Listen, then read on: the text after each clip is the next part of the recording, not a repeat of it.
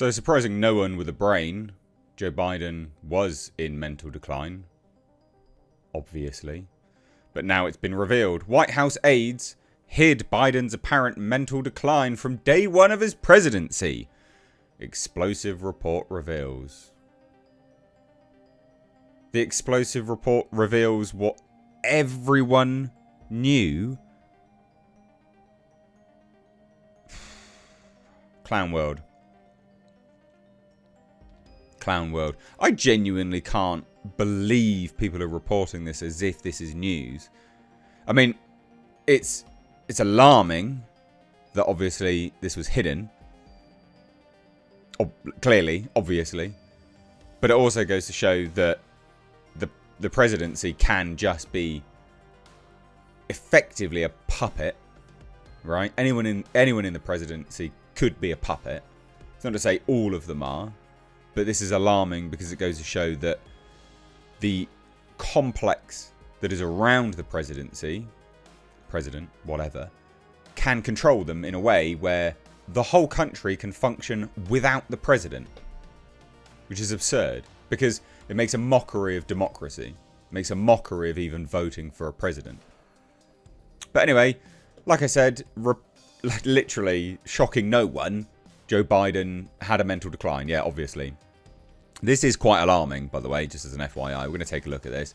Hit subscribe, ladies and gents, if you're a returning viewer and you're not already subscribed. Love to have you here more often, and I can see you keep coming back. So hit that subscribe button. Really does help the channel out. Thank you in advance. So White House aides covered up President Biden's apparent mental decline from day one of his presidency, shielding the aging commander-in-chief from the public and even rearranging his schedule after scatterbrained performances, an explosive report revealed Thursday. The lack of access to the nation's oldest ever president has been well known in Washington, with Biden hosting the fewest large press conferences in modern history and frequently descending into gaffes at the podium when he appeared.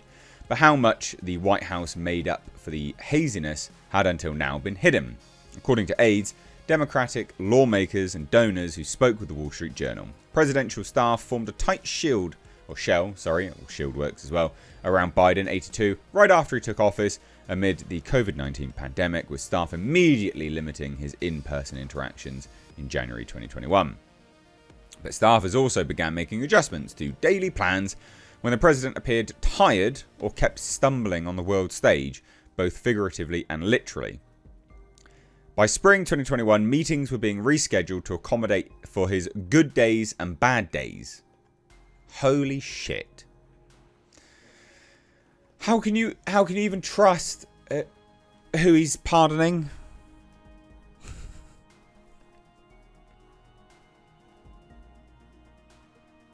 The president is a laughingstock. It's so absurd. If anyone's down below in the comments trying to defend this, grow the fuck up, you child. You should be concerned even if you're Democratic. If you are a supporter of the Democrats, you should be concerned that whoever you vote for is still a puppet. This isn't a partisan issue. You should still be concerned that whoever you vote for could just be a puppet. That means democracy doesn't exist. It's an autocracy. It's an autocracy by the complex that surrounds the president. According to the Journal, a national security official told the aide at the time, "We have good days and bad days, and today was a bad day, so we're going to address this tomorrow." Meetings were often scheduled for later in the day, a fact first disclosed after Biden's debate flop against President-elect Donald Trump, when staff admitted the then Democratic nominee had difficulty functioning outside a 6-hour window that closed around 4 p.m. daily. Fucking hell. Once inside the room with the president, officials were instructed to make their briefing short and to the point.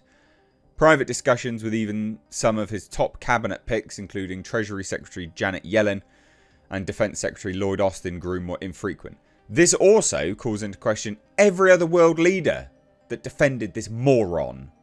This clearly mentally retarded child of a man. He's old. He's an invalid at this point. No one should be defending this. This is a mockery. He should not be in charge. obviously. And if anyone was like, oh, you're being too harsh. No. The leader of, effectively, the free world should not be a puppet. That's scary.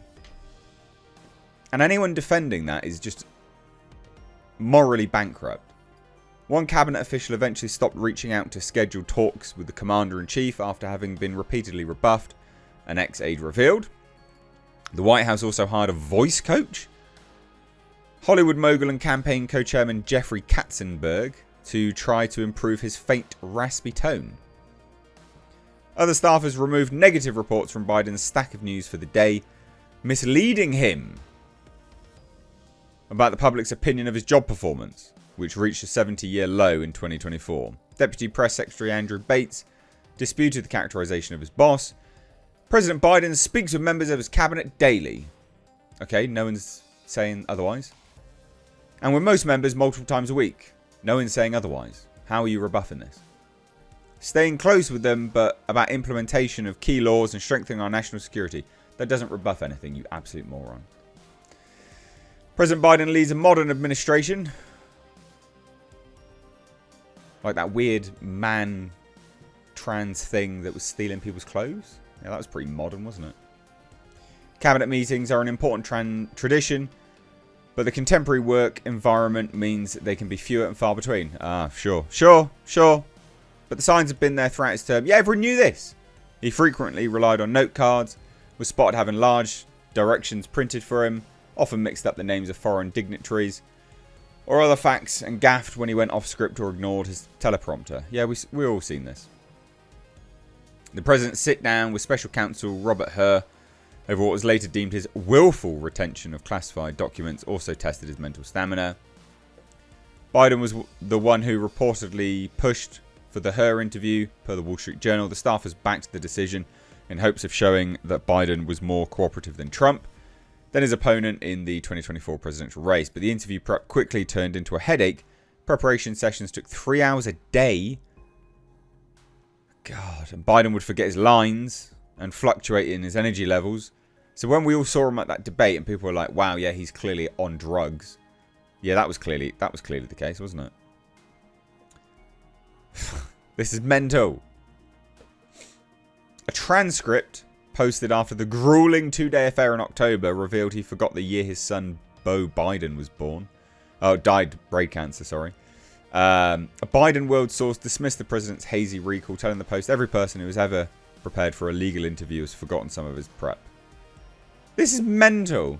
The ring around Biden was equally tight during his brief and unsuccessful re-election campaign, with staffers fielding questions so much it surprised donors about their degree of control.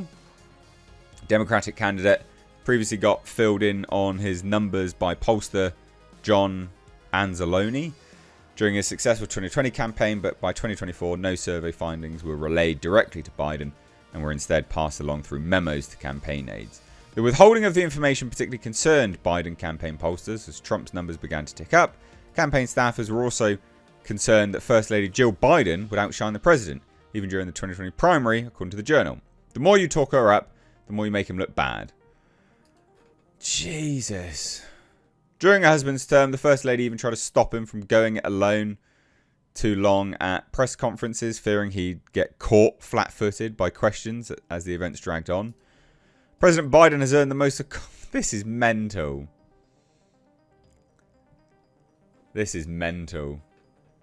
Democratic media and their... Democratic and their media lapdogs hid Biden's senility for years, and the public must never forget it. We all knew it. We all knew it. What are you doing? We all knew. How the hell did you think no one knew? Everyone around the world could see this. And there's more. There's more. The Biden senility cover-up gang. Why censors always lose. Another commentary. Whoever thinks this is like a revelation to anyone, it's offensive that you think this is a revelation. Obviously he's senile. Obviously he's a puppet. Obviously this was the case. Now it's just confirmed. We all knew, aside from some clearly mentally deficient morons. Thoughts down below. Take care. Bye-bye now.